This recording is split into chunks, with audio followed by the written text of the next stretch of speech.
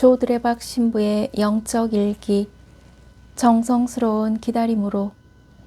저는 주님 성탄을 준비하면서 정성과 기다림이라는 말을 묵상합니다. 아이들이 정원에 꽃씨를 정성스럽게 심었습니다. 그리고 물을 주고 꽃씨 주위에 둘러앉아 물끄러미 그 자리를 바라보았습니다. 왜냐하면 선생님께서 꽃씨를 정성껏 심고 정성껏 가꾸면 예쁜 꽃이 나올 것이라고 말씀하셨기 때문입니다. 그런데 아무리 기다려도 꽃이 나오지 않는 것입니다. 다음 날 어제보다 적은 아이들이 그 자리에 물을 주고 한동안 둘러앉아 꽃이 나오길 지켜보았습니다. 당연히 꽃은 나오지 않았습니다. 이제 그 다음 날이 되자 물을 주는 아이도 없고 바라보는 아이도 없었습니다. 결국 그 꽃씨는 어떻게 되었을까요? 아무도 관심을 기울이지 않아 싹도 튀어보지 못한 채 그대로 시들어 죽고 말았습니다.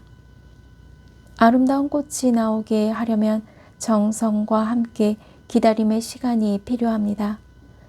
그 기다림의 시간 없이는 꽃을 피우게 할 수 없는 것입니다. 행복이라는 꽃은 정성과 함께 기다림이 필요하기 때문입니다. 오늘 복음을 보면 마니피캇이라고 불리는 마리아의 노래가 울려 퍼집니다. 내 영혼이 주님을 찬송하고 내 마음이 나의 구원자 하느님 안에서 기뻐 뛰니 그분께서 당신 중에 비천함을 굽어보셨기 때문입니다. 그 자비가 아브라함과 그 후손에게 영원히 미칠 것입니다. 누구나 다 고통과 시련의 시간을 겪게 됩니다.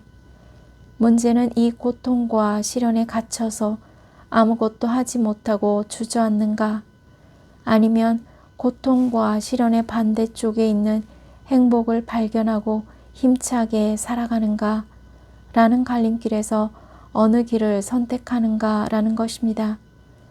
그래서 행복은 가짐이 아니라 선택의 문제입니다.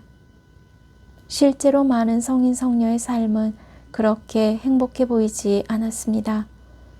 특히 예수님의 어머니이신 성모님의 삶은 행복과 거리가 먼 것처럼 보였습니다. 그러나 성모님께서는 엘리사벳을 만난 후에 주님께 대한 굳은 믿음을 통해서 이제 하느님 아버지를 찬미 찬양하게 됩니다.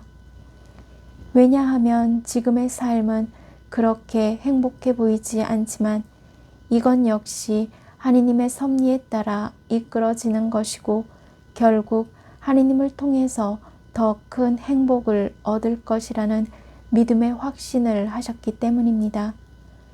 한마디로 성모님은 저희 눈에 행복해 보이지 않는 날들 속에서 주님께 대한 굳은 믿음을 선택하셨던 것입니다. 전능하신 분께서 나에게 큰 일을 하셨습니다. 아멘. 사랑하는 고운님들, 햇볕을 고맙게 여기게 되는 것은 추위 때문이며 새벽이 기다려지는 것은 밤의 어둠이 있기 때문입니다. 그리고 다시 만나는 기쁨이 큰 것은 이별이 있었기 때문입니다. 지금 오늘의 삶이 고되고 힘들다면 그것은 고운님들이 맞을 행복이 더욱 찬란하게 만들어지도록 하기 위함입니다. 따라서 고운님들은 어려움이 닥치더라도 그 어려움의 반대편에는 그만큼의 행복이 있다고 생각해야 할 것입니다. 그래서 행복이라는 꽃은 정성과 함께 기다림이 필요합니다. 왜 그땐 몰랐을까요? 지나고서야 그것이 은총이었음을 말입니다. 왜냐하면 기다리지 못하고 조급해하는 때가 많았기 때문입니다. 이제 고통과 시련 반대쪽에 있는 행복을 향하여 정성 어린 마음으로 거룩한 밤과 날을 기다리는 은혜로운 시간을 가져보시기를 바랍니다.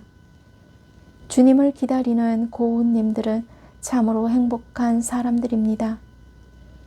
정성이 담긴 행복한 기다림, 생각만 해도 마음이 풍성해지고 따뜻해집니다.